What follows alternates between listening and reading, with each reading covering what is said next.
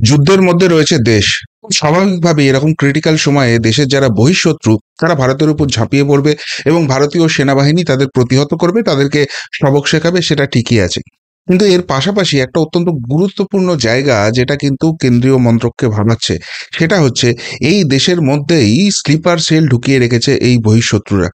তাদেরকে পুরোদমে অ্যাক্টিভেট করা হচ্ছে এবং সবথেকে বড় কথা, তারা এই স্লিপার সেল এখানে এসে পয়সার লোভ দেখিয়ে ধর্মীয় প্রোপাগান্ডা তৈরি করে ব্রেন ওয়াশ করে কার্যত এইখানকার যারা অধিবাসী আছে তাদেরকেও দেশের বিরুদ্ধে খেপিয়ে দিচ্ছে এবং তারাও একটি নির্দিষ্ট ধর্মের জন্য দেশের বিপক্ষে যাওয়ার জন্য তৈরি হচ্ছে।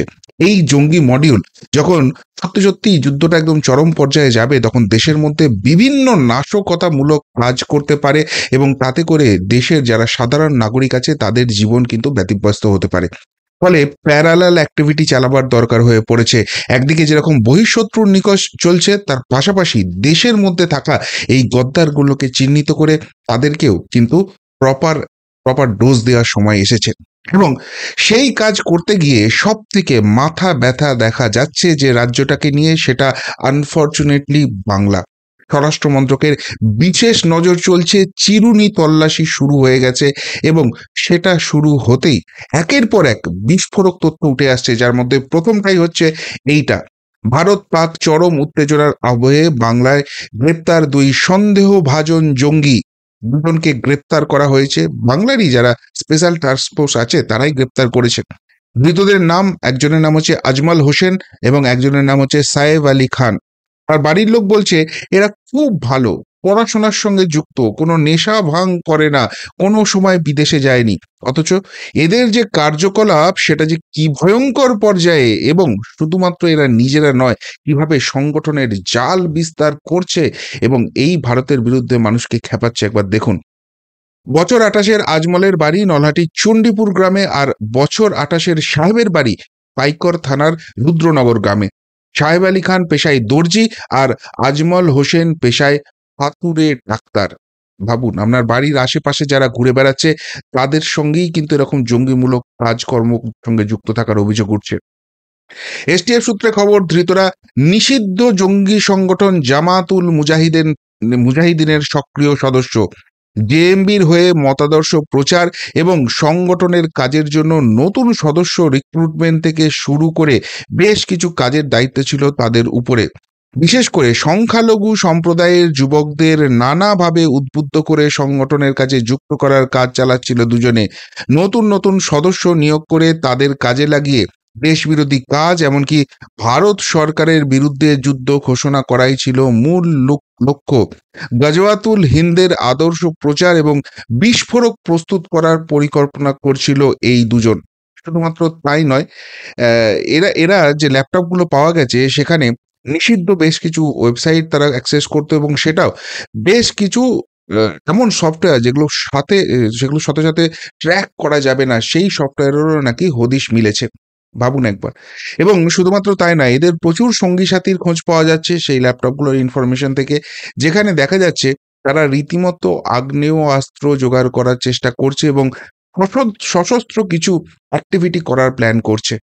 কি চলছে বাংলায়? শুধুমাত্র এই নয়, একের পর এক ঘটনা সামনে আসছে। ২ নম্বর যে ঘটনাটা সামনে আসছে সেটা হচ্ছে সীমান্ত পেরিয়ে নাশকতার ছক, নদিয়ায় গ্রেপ্তার দালাল সহ ১৬ জন বাংলাদেশ অনুপ্রবেশকারী। পুলিশের কাছে একটা টিপ যায় যে বাংলাদেশি অনুপ্রবেশকারী নদিয়ার একটা বিশেষ জায়গায় আছে, সেখানে রেড চালানো হয় এবং রেড হ্যান্ডেড তাদের ধরা হয়। এবং ধরে যেটা জানা যাচ্ছে যে অ্যাকচুয়ালি এরা দেশে ঢুকছিল না, এরা দেশ থেকে বেরোচ্ছিল। মাস চারেক আগেই দেশে চলে আসে। আসার পর তারা এখানে ছড়িয়ে পড়ার পরিকল্পনা করে। কিন্তু যখন এই রকম একটা যুদ্ধকালীন পরিস্থিতি হয়ে গেছে এবং সেই যুদ্ধকালীন পরিস্থিতি হয়ে যাওয়ার জন্য এখানে চিরুনি তল্লাশি চলছে, তারা বুঝতে পারছে তারা ধরা পড়ে যাবে। সেই জন্য তারা আপাতত বাংলাদেশে চলে যাওয়ার একটা প্ল্যান করছিল এবং আবার সুযোগ সুবিধা মতো তারা ভারতে এন্ট্রি নিত হয়তো। তো সেখানে সাহায্য করছে কে? লোকাল, স্থানীয় লোকজন। এবং সবথেকে বড় কথা, যেটা বিভিন্ন সূত্র থেকে জানা যাচ্ছে, এই স্থানীয় যে দালালরা সাহায্য করছে তাদের রাজনৈতিক যোগাযোগ বেশ উপরি মহলে রয়েছে, প্রশাসনিক প্রভাব তারা বিস্তার করতে পারে। এবং এইখানেই প্রশ্ন উঠছে, কোন রাজনৈতিক এবং প্রশাসনিক উচ্চ মহল কোন স্বার্থে এদের সাথ দিচ্ছে। আরো খবর আসছে, শুধু এখানেই শেষ হচ্ছে না। বাংলাদেশি পরিবারের 4 জনের ভুয়া ভারতীয় নাগরিকত্ব তদন্তে গোয়েন্দা পুলিশ। কোথায় তদন্ত হচ্ছে? এখন আপনারা জানেন যে এই যে সার্ক অর্থাৎ সাউথ এশিয়ার যে দেশগুলো আছে তাদের মধ্যে একটা নিজস্ব ভিসা চলে, এবং ভারত পাক যে উত্তেজনার জায়গা রয়েছে সেটা প্রথম দিনই কেন্দ্রীয় সরকার জানিয়ে দিয়েছিল যে এই সমস্ত সার্ক ভিসা নিয়ে কিন্তু একটা কড়া পদক্ষেপ নেওয়া হচ্ছে, বিশেষ করে পাকিস্তানের যারা আসছে বাকিদেরও রিভিউ করা হচ্ছে, এবং সেই রিভিউ করতে গিয়েই চমকপ্রদ তথ্য পাওয়া যাচ্ছে। বাংলাদেশের নাগরিক এখানে এসেছিল চিকিৎসার নামে, কিন্তু চিকিৎসার নামে আসার পর তারা পাম অ্যাভিনিউয়ে একটা ফ্ল্যাট ভাড়া করে থাকে, এবং সেখানেই ধীরে ধীরে তারা রেশন কার্ড, প্যান কার্ড, আধার কার্ড, ভোটার কার্ড সমস্ত কিছু তারা সংগ্রহ করে ফেলে, এবং যে নামগুলো তারা ভারতীয় হিসেবে ব্যবহার করছে তার মধ্যে রয়েছে চূড়ান্ত চমক। যে 4 জনকে গ্রেপ্তার করা হয়েছে তাদের নাম হচ্ছে আশিস মোদি, দিলীপ মোদি, কৌশল্যা মোদি এবং বিজয় মোদি। ভাবতে পারছেন? ভাবতে পারছেন বাংলাদেশি, ধর্ম আলাদা, এসে এখানে হিন্দু নাম নিয়ে নিচ্ছে, এবং কোন নাম নিচ্ছে? যার সারনেম হচ্ছে মোদি। তাদের খোঁজ খবর করতেই যেটা পাওয়া যাচ্ছে, বাংলাদেশে আত্মীয়রা রয়েছে, এবং সবথেকে বড় কথা স্থানীয় স্থানীয় কিছু দালালের সাহায্য নিয়ে তারা কিন্তু এই সমস্ত পরিচয়পত্র বানিয়ে নিচ্ছে। এবার অনেকেই দায় ঠেলার জন্য বলছে, এই যে আধার কার্ড পাচ্ছে, এই যে পাসপোর্ট পাচ্ছে, প্যান কার্ড পাচ্ছে, এগুলো সবই তো কেন্দ্রীয় সরকার দিচ্ছে, তাহলে কিভাবে এদেরকে আটকানো যাবে? প্রশ্নটা যেটা হচ্ছে, এরা পাচ্ছে কি করে? এগুলো পাচ্ছে যেটা, সেটা হচ্ছে একটা বেসিক লোকাল ডকুমেন্ট, সেটা হচ্ছে রেশন কার্ড। এদের হাতে সেই স্থানীয় রেশন কার্ড কারা তুলে দিচ্ছে, কিভাবে তুলে দিচ্ছে, কত বড় চক্র সেখানে কাজ করছে, সেটার খোঁজ তল্লাশ চলছে, এবং সেই রেশন কার্ড থাকার জন্য এরা কিন্তু বাকি পরিচয়পত্র আরামসে বানিয়ে নিচ্ছে। যেখানে আটকানোর জায়গা ছিল সেটা হচ্ছে পুলিশ ভেরিফিকেশন। পাসপোর্ট যদি আপনি করতে চান সেখানে পুলিশ ভেরিফিকেশন মাস্ট। তাহলে কি পুলিশ ভেরিফিকেশন হচ্ছে?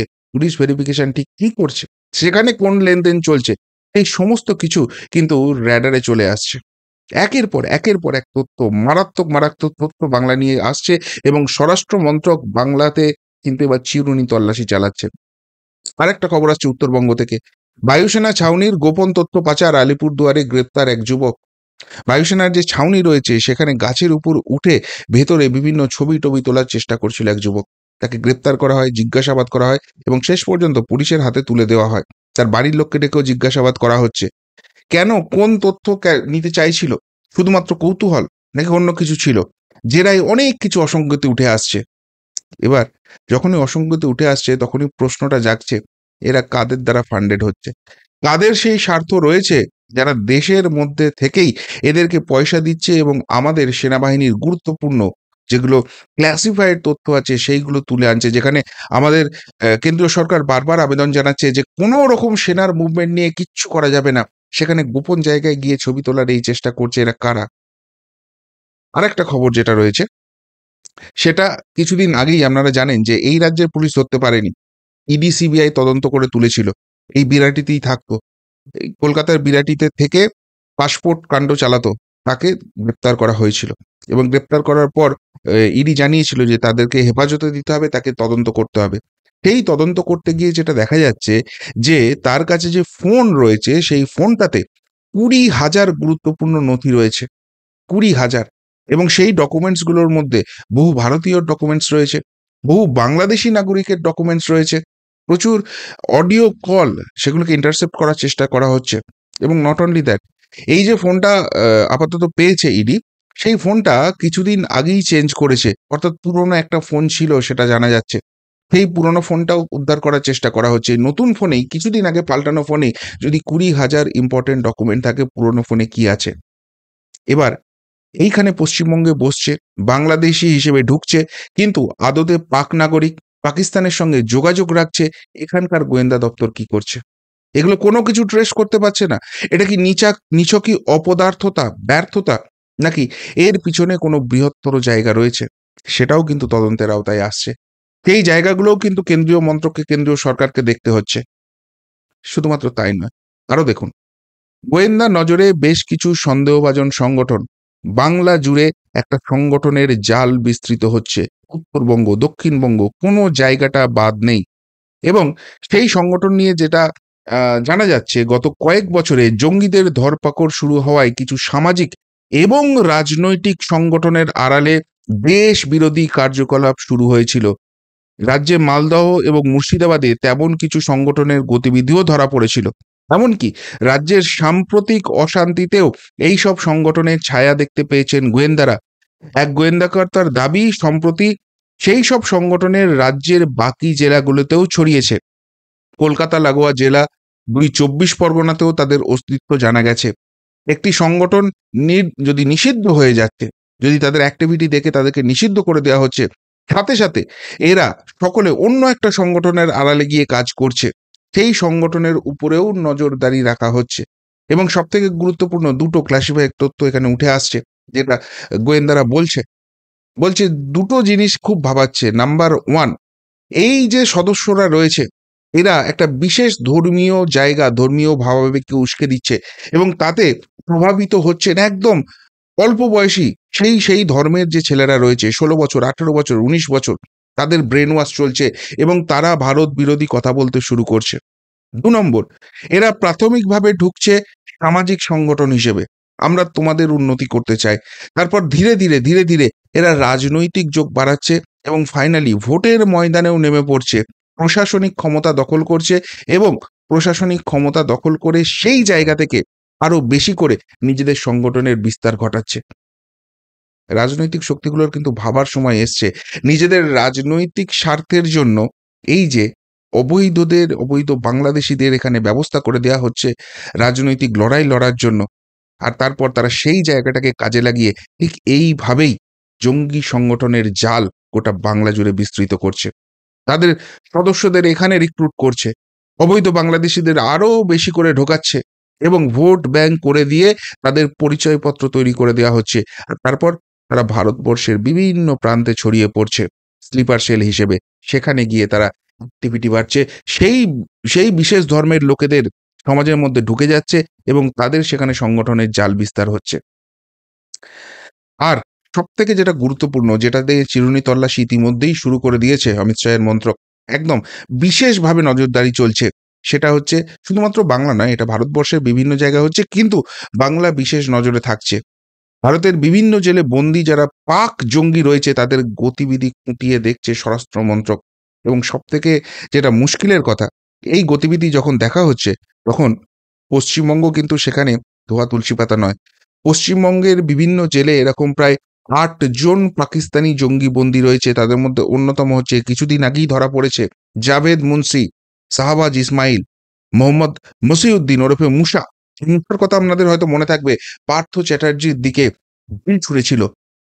পার্থ চ্যাটার্জির সঙ্গে যখন হয়েছিল তখন সেটা নিয়ে বেশ ডামাডোল হয়েছিল। তার অ্যাক্টিভিটি যখন কভার করার চেষ্টা করা হচ্ছে, সিসিটিভি লাগিয়ে দেওয়া হচ্ছে, মলত্যাগ করে সেই মলটা নিয়ে সিসিটিভির উপর লেপে দিচ্ছে, লুকোতে চাইছে এবং জেলের মধ্যে তার সম্প্রদায়ের যারা যাচ্ছে তাদের ব্রেন ওয়াশ করছে, তাদের থ্রু দিয়ে তাদের বাড়িতে মেসেজ পাঠানো হচ্ছে, টাকা পয়সার নাকি অ্যারেঞ্জমেন্ট হয়ে যাবে, কোনো চিন্তা নেই, এই অ্যাক্টিভিটি করতে হবে, এই মতাদর্শ চলতে হবে। এই জিনিসের জাল পশ্চিমবঙ্গে পুরো ছেয়ে যাচ্ছে। এবার বলুন, যদি সত্যি একটা বিশেষ ধর্মীয় জায়গাকে উস্কে দিয়ে এইভাবে পুরো যুব সমাজটার ব্রেন ওয়াশ করা হয় এবং তাদেরকে দিয়ে এখানে স্লিপার সেলকে অ্যাক্টিভেট করা হয়, এখানে জঙ্গি সংগঠনের জাল ছড়ানো হয়, তার দায় কার?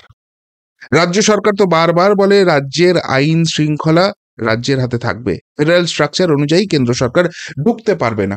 কিন্তু রাজ্য প্রশাসন এবং রাজ্য সরকারের ব্যর্থতা তো দিনের আলোর মতো স্পষ্ট হয়ে যাচ্ছে, যে কারণে এইভাবে গতিবিধি বৃদ্ধি পাচ্ছে, এইভাবে স্থানীয় রিক্রুটমেন্ট চলছে, এখানকার যারা ভারতীয় তারাও কিন্তু ভারত বিরোধী হয়ে যাচ্ছে এবং অবৈধ অনুপ্রবেশ তো চলছে। এবং সব থেকে বড় কথা, এদেরকে রাজনৈতিক আশ্রয় দেওয়া হচ্ছে, ফলে প্রশাসনের অঙ্গ হয়ে যাচ্ছে এবং সেই জায়গাটাকে কাজে লাগিয়ে এরা ভুয়ো পরিচয়পত্র তৈরি করে দিচ্ছে। যারা সেই ভুয়ো পরিচয়পত্র আটকাতে পারে, সেই পুলিশ, তারাও কিন্তু সেখানে যখন ভেরিফিকেশনে যাচ্ছে সেটাকে আটকাতে পারছে না নাকি চাইছে না, সেই প্রশ্নটাও কিন্তু উঠে আসছে। ফলে একটা বৃহত্তর তদন্তের জায়গা এখানে উঠে আসছে, যেটা কিন্তু এই যুদ্ধকালীন পরিস্থিতিতে অত্যন্ত ক্রিটিক্যাল হতে চলেছে। কি বলবেন বাংলার এই হাল নিয়ে? যদি কিছু বলার থাকে অবশ্যই কমেন্ট বক্সে কমেন্ট করে জানাবেন। এখনকার মতো এখানেই শেষ করলাম। ফেরত আসছি নতুন প্রতিবেদন নিয়ে খুব তাড়াতাড়ি। ভালো থাকবেন, সাথে থাকবেন, পাশে থাকবেন। নমস্কার।